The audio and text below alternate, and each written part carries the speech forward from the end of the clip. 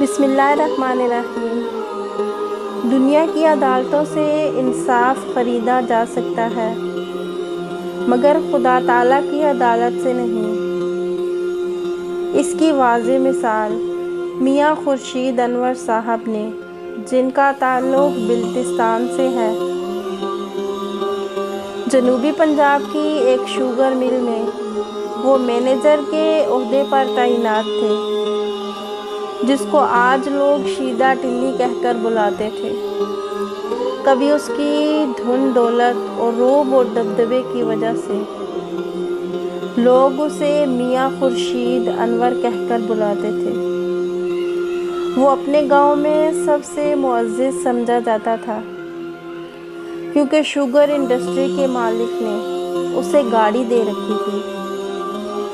جس وقت وہ گاڑی لے کر گاؤں آتا تھا، اس وقت میں اس کے گاؤں تو کیا، ارد گرد کے کسی گاؤں میں بھی کسی شخص کے پاس گاڑی نہیں تھی۔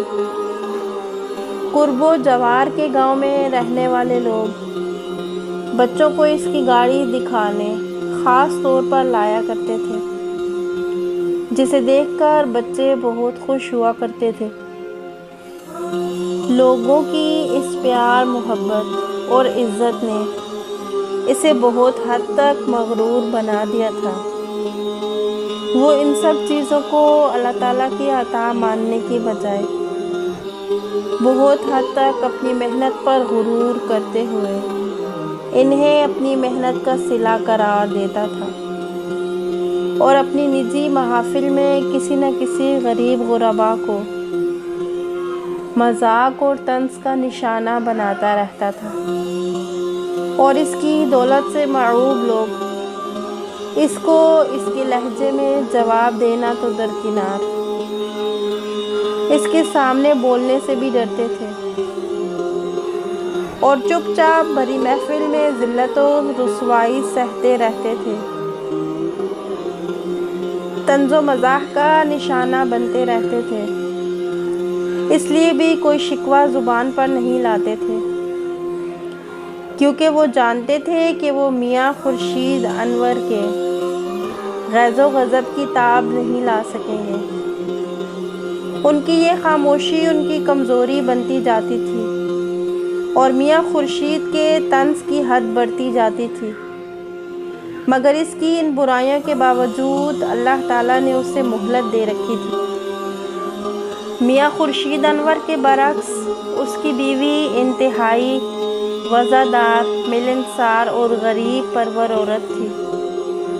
وہ بھی میاں خورشید انور کے ساتھ رحیم یار خان میں مالک کی طرف سے ملی ہوئی کوٹھی میں رہتی تھی، اور چھٹیوں میں یا کسی خاص موقع پر اپنے شوہر کے ساتھ ہی اپنے رشتہ داروں کے ہاں اپنے آبائی گاؤں میں آتی تھی۔ جتنے دن وہ گاؤں میں رہتی تھی، اپنے گھریلو اخراجات میں سے بچائی گئی رقم کو غریب غربا اور محتاجوں پر لگاتی رہتی تھی۔ یہی وجہ تھی کہ اس کی غیر موجودگی میں بھی گاؤں کے غریب غربا، مرد، عورتیں اور بچے سب اسے اپنی دعاؤں میں یاد رکھتے تھے، مگر شاید وہ لوگ یہ نہیں جانتے تھے کہ میاں خورشید کی بیوی ان کے ساتھ جو مالی تعاون کرتی ہے، وہ اپنے شوہر سے چھپا کر گھریلو اخراجات کے لیے ملنے والی رقم سے بچت کر کے کرتی ہے۔ گاؤں کی ایک بہت ہی غریب بچی تھی، جس کے والدین اس کی رخصتی کے اخراجات برداشت نہیں کر سکتے تھے، صرف رقم نہ ہونے کی وجہ سے اپنے والدین کی دہلیز پر بیٹھی ہوئی تھی۔ میاں خورشید انور کی بیوی کو جب یہ بات پتہ چلی تو اس نے اپنی ذاتی کوششوں سے نہ صرف لڑکی کا ایک مناسب جگہ رشتہ طے کروا دیا، بلکہ شادی کے ہونے والے اخراجات اپنی ذمہ داری پر لیتے ہوئے لڑکی کو گھر سے رخصت کروا کر اجر عظیم کما لیا۔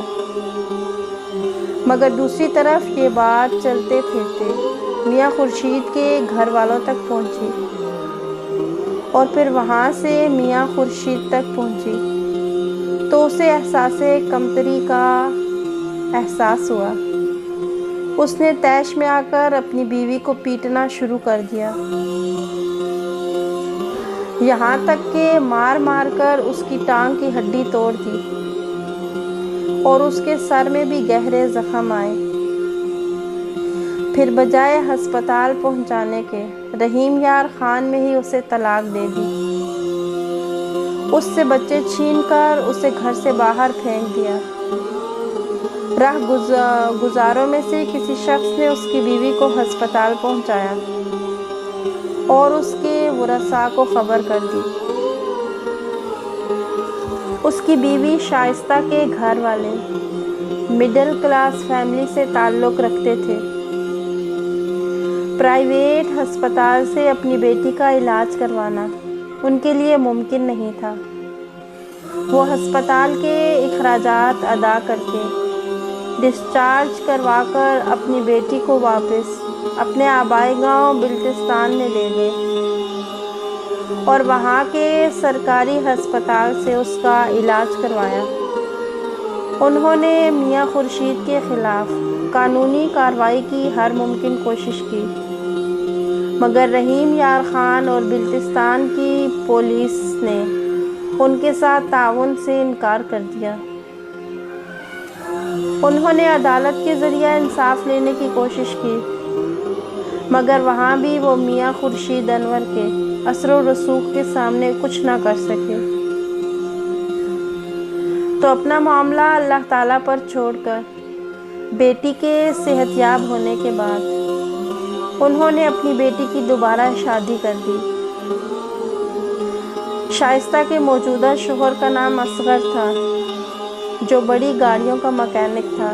شادی کے بعد وہ جلد ہی کویت چلا گیا۔ 3 سال کی کڑی محنت کے بعد اس نے کویت میں اپنی ورک شاپ بنا لی۔ جب اس کے وسائل بڑھ گئے اور آمدنی میں اضافہ ہو گیا تو اس نے شائستہ کو بھی وہیں بلا لیا۔ دوسری طرف شائستہ کو طلاق دینے کے 1.5 سال بعد ہی میاں خورشید انور ایک حادثے کا شکار ہو کر معذور ہو گیا۔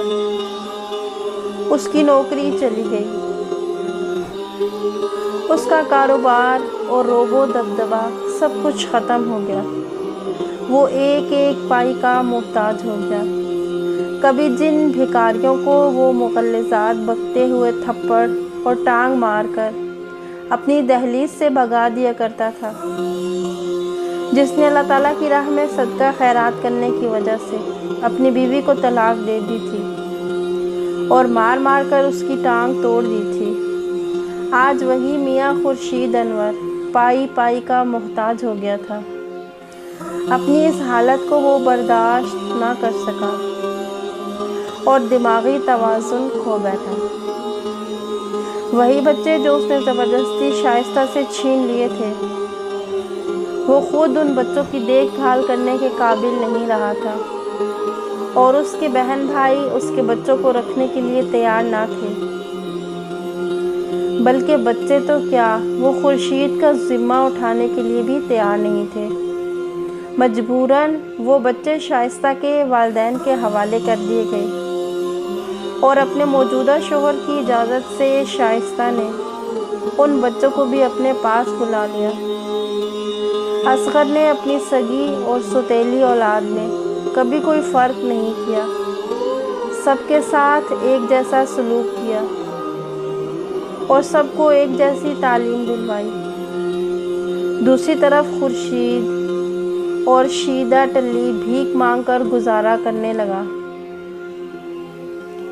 شائستہ جو کہ اپنے شوہر کی اجازت سے بہت زیادہ صدقہ خیرات کرتی رہتی تھی اور اس کے بدلے میں اللہ تعالیٰ بھی ان کو اتنا ہی نوازتا رہتا تھا، وہ آج کل شوہر اور اپنے بچوں کے ہمراہ چھٹیاں گزارنے پاکستان آئی ہوئی تھی۔